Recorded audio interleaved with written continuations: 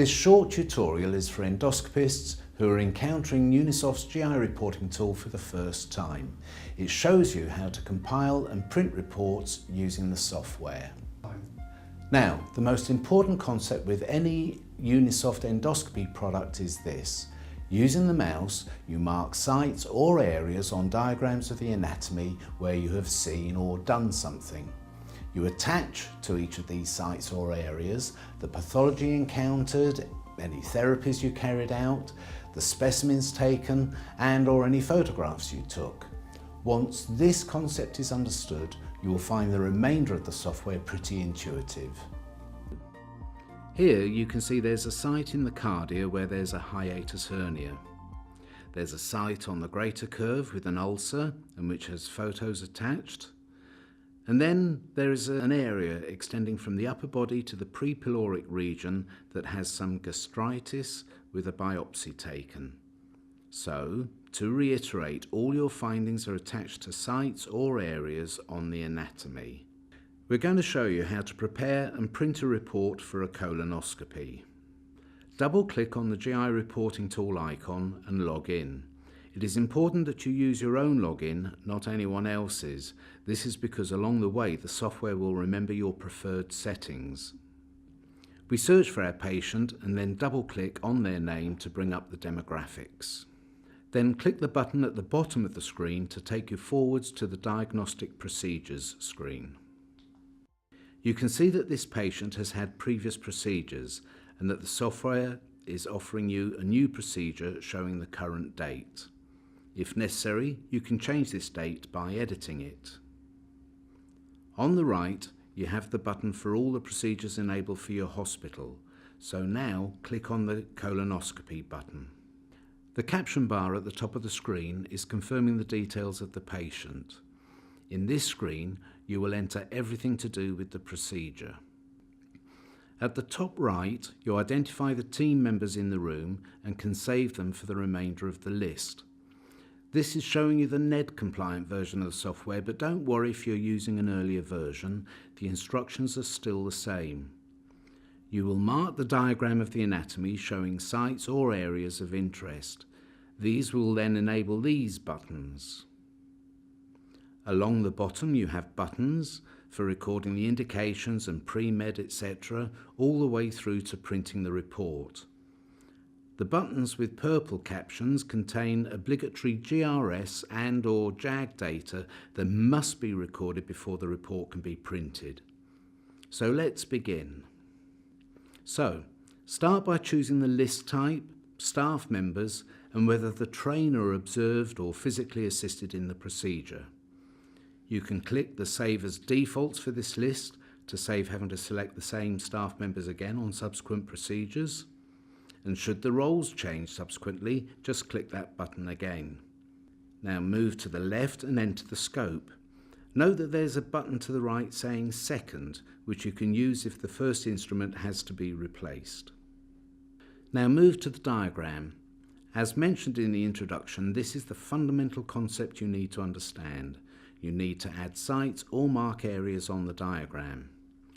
This patient has a villous tumour in the distal sigmoid, a few scattered diverticuli throughout the sigmoid, and a sessile polyp in the transverse colon, and that was removed and sent to the labs. We'll be adding photos to the report taken of the tumour. To place individual sites, move the mouse over the diagram, and when you've reached the right location, click the mouse. This is where we will add the villous tumour. Note that as you move the mouse over the diagram, it tells you in red at the top the name of each region. When marking areas, you first place the site and click, then move the mouse to the next location and again click. When you have done, click the Cancel button or just press the Escape key on the keyboard. And this is where we will add the diverticular disease.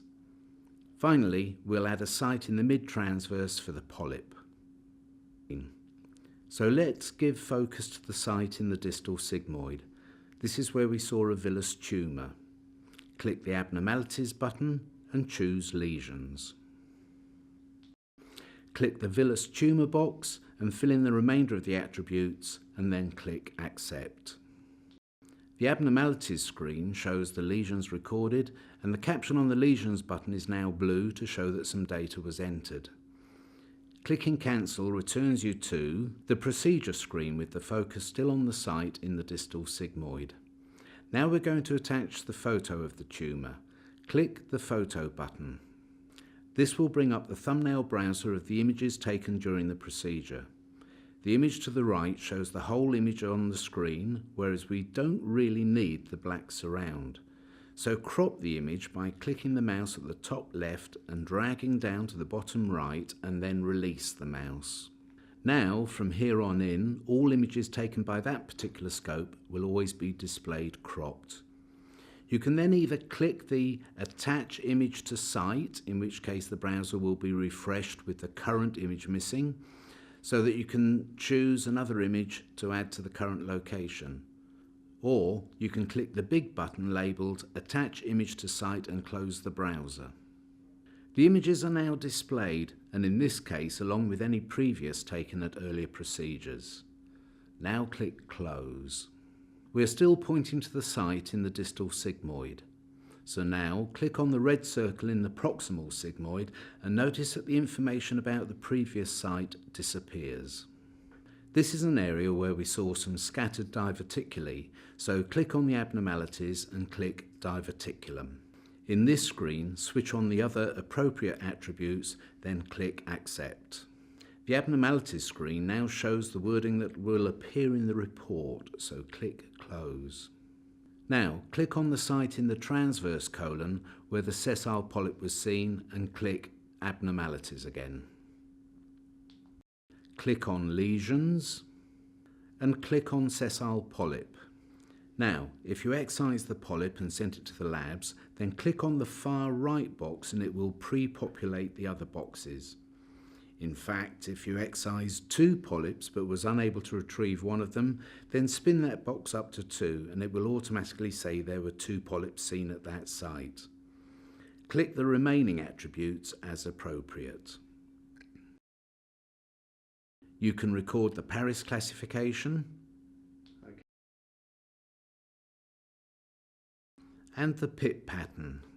When you accept the screens, you see the captions on those buttons has again turned blue. Finally, click Accept, and again you will see the wording as it will appear in the report. This time you will see that not only the abnormality has been recorded, it also shows that you carried out the polypectomy and that the polyp was sent to the labs as a specimen. This completes all of the findings during the procedure, so now you move down to the buttons at the bottom of the screen, starting on the left with the indications.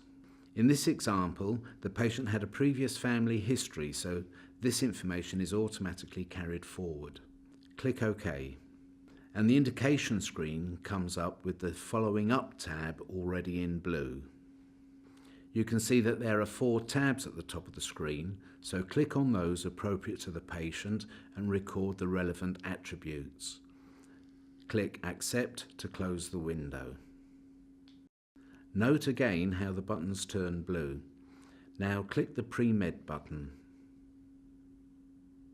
Click on and change the drugs administered as appropriate, then click Accept.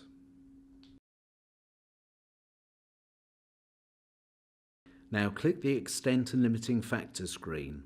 It begins by assuming insertion was via the anus, but of course it could have been through a stoma. Then you need to decide who reached where, the trainer and/or the trainee, and mark the respective boxes. Returning to the main screen, you now click on Diagnoses. Note that the software has inferred the diagnoses from the abnormalities recorded. You can also click the box. The rest of the examination to the point of insertion was normal. Now click Accept. The next button is for QA, Quality Assurance. Here you will need to complete the purple fields as a minimum, and your hospital may also stipulate that you must click at least 1 box in the complications frame, even if it was none. Then click Accept. You now move to the follow-up screen. The advice and comments box is usually the only place where you'll manually type any text. You've already recorded the abnormalities, therapies and specimens taken, so there's no need to repeat them here. You will use this box to just qualify any of your findings. Now click Accept. Now you need to record any medication prescribed, so click the RX button. If you want the GP to prescribe your chosen medication, then when you click the button you will see a list of drugs come up. Double click on each drug and complete the details, then click Add this drug. Keep repeating until you have the complete prescription, then click Done. Finally click Accept. If your trust or health board requires the 18-week information, click the 18W button, complete the pathway and finally click Accept. You have basically completed the report, so now you're ready to print the discharge summary, the photos and the lab request forms to accompany the polyp specimens. Click the print button and you will have to save the data first. You will be able to preview the discharge summary. You can also change settings for the various reports. Note that after you click print, you can have the software automatically return you to the opening screen so you can be ready for the next patient. These are the reports. The magic behind the software is that while the reports are being printed, if copies of them need to be sent electronically to PAS or EPR, or need to be exported to GPs or uploaded to NED, this work is done automatically for you. Of course, there is more to the GI reporting tool than what has been shown in this tutorial, but at least this gives you enough basic information so you can start using the software with confidence.